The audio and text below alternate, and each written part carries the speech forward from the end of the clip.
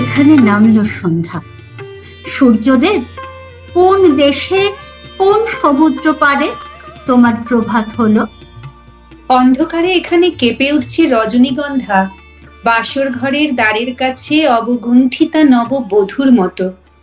কোনখানে ফুটল ভোরবেলাকার কনক চাপা? জাগলো কে? নিভিয়ে দিল সন্ধ্যায় জ্বালানো দ্বীপ, ফেলে দিল রাত্রে গাথা শিউতি ফুলের মালা। এখানে একে একে দরজায় আগল পড়ল, সেখানে জানলা গেল খুলে। এখানে নৌকো ঘাটে বাঁধা, মাঝি ঘুমিয়ে, সেখানে পালে লেগেছে হাওয়া। সূর্যদেব, তোমার বামে এই সন্ধ্যা, তোমার দক্ষিণে এই প্রভাত, এদের তুমি মিলিয়ে দাও। এর ছায়া ওর আলোটিকে একবার কোলে তুলে নিয়ে চুম্বন করুক, এর পূরবী ওর বিভাসকে আশীর্বাদ করে চলে যাক। কাছে এলো পূজার ছুটি, রোদ্দুরে লেগেছে চাঁপা ফুলের রং, হাওয়া উঠছে শিশিরে শিরশিরিয়ে, শিউলির গন্ধ এসে লাগে যেন কার ঠান্ডা হাতের কোমল সেবা। আকাশের কোণে কোণে সাদা মেঘের আলস্য, দেখে মন লাগে না কাজে। দাদু বলতো, শরৎ মানে নীল আকাশে সাদা মেঘের সাঁতার। বললে দাদা, বছর ভাঙার জাঁতার ভাদর আশ্বিন দুটো দাঁতের চাপে মেঘ ভেঙে যেই ঝিকমিকালো পথ, তার নামই শরৎ। আমাদের দেখিয়ে দিলেন একে। এমনি করে সূর্য যখন দিন বদলায় দক্ষিণ পানে বেঁকে, লাগাম ধরে তখন তাকে থামিয়ে রাখে যে সপ্ত ঘোড়ার রথ, তার নামই শরৎ। মিঠুন বলল, আরে দুর্গা ঠাকুর না এলে কি শরৎ আসতে পারে? কিন্তু কেউ বলল না তো, শরৎ মানে মহামারী, গ্রাম ভাসানো কপোতাক্ষীর জল। শহর যখন আলোর মালায় দোলে, গায়ের পথে দুঃখী মুখের ঢল। মাস্টারমশাই পড়িয়ে চলেন পাথুরে কয়লার আদিম কথা। ছেলেটা বেঞ্চিতে পা দোলায়, ছবি দেখে আপন মনে। অমল দিঘির ফাটল ধরা ঘাট আর ভঞ্জদের পাঁচিল ঘেঁষা আতা গাছের ফলে ভরা ডাল। আর দেখে সে মনে মনে তিসির খেতে গোয়াল পাড়ার ভিতর দিয়ে রাস্তা গেছে এঁকে বেঁকে হাটের পাশে নদীর ধারে। আশ্বিনের মাঝামাঝি উঠিল বাজনা বাজি, পূজার সময় এলো কাছে। মধু বিধু দুই ভাই ছুটাছুটি করে, তাই আনন্দে দুহাত তুলি নাচে। পিতা বসেছিল দ্বারে, দুজনে শুধালো তারে, কি পোশাক আনিয়াছ কিনে?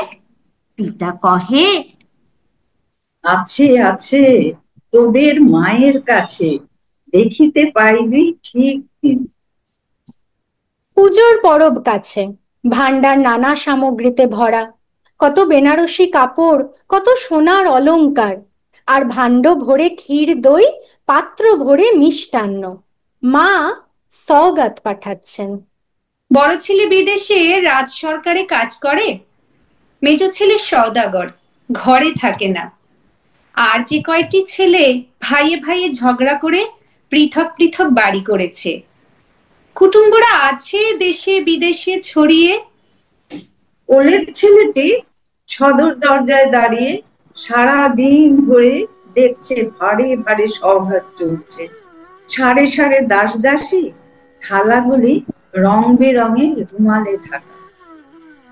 দিন ফুরলো, সওগাত সব চলে গেল। দিনের শেষ নৈবেদ্যের সোনার ডালি নিয়ে সূর্যাস্তের শেষ আভা নক্ষত্রলোকের পথে নিরুদ্দেশ হলো।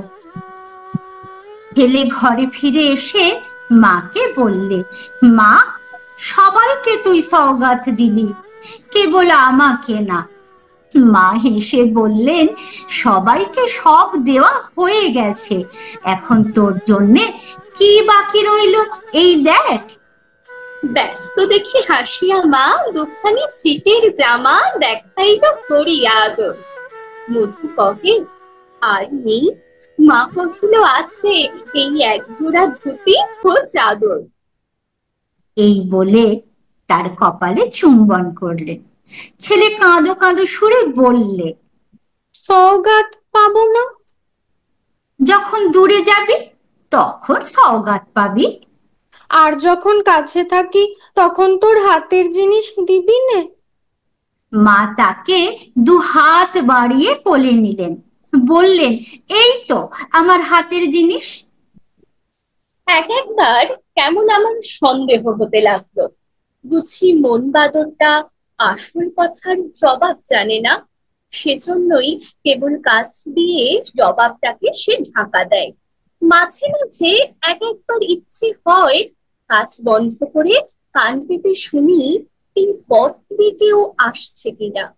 ইচ্ছা হয় আর ঘর না বাড়িয়ে ঘরে আলো জ্বালি, আর সাজ সরঞ্জাম না জুটিয়ে ফুল ফোটার বেলা থাকতে একটা মালা গেঁথে রাখি। কিন্তু ভরসা হয় না, কারণ আমার প্রধানমন্ত্রী হলো মন। সে দিন রাত তার দাঁড়িপাল্লা আর মাপকাঠি নিয়ে ওজন দরে আর গজের মাপে সমস্ত জিনিস যাচাই করছে। সে কেবলই বলছে, আরও না হলে চলবে না। কলেজের ইকোনমিক্স ক্লাসে খাতায় ফর্দ লিখছে টুকে, চশমা চোখে মেডেল পাওয়া ছাত্র। হালের লেখা কোন উপন্যাস কিনতে হবে, ধারে মিলবে কোন দোকানে, মনে রেখো পাড়ের শাড়ি, সোনায় জড়ানো শাখা, আর দিল্লির কাজ করা লাল মখমলের চটি। আর চাই রেশমে বাঁধাই করা অ্যান্টিক কাগজে ছাপা কবিতার বই। এখনো তার নাম মনে পড়ছে না। ভবানীপুরের তেতালা বাড়িতে আলাপ চলছে সরু মোটা গলায়। এবার আবু পাহাড়, না মাদুরা, না ডালহৌসি কিংবা পুরী, না সেই চিরকেলে চেনা লোকের দারচিনি। আর দেখছি সামনে দিয়ে স্টেশনে যাবার রাঙা রাস্তায় শহরের দাদন দেওয়া দড়ি বাঁধা ছাগলছানা 5টা 6টা করে। তাদের নিষ্ফল কান্নার স্বর ছড়িয়ে পড়ে কাশের ঝালর দোলা শরতের শান্ত আকাশে। কেমন করে বুঝেছে তারা, এলো তাদের পূজার ছুটির দিন।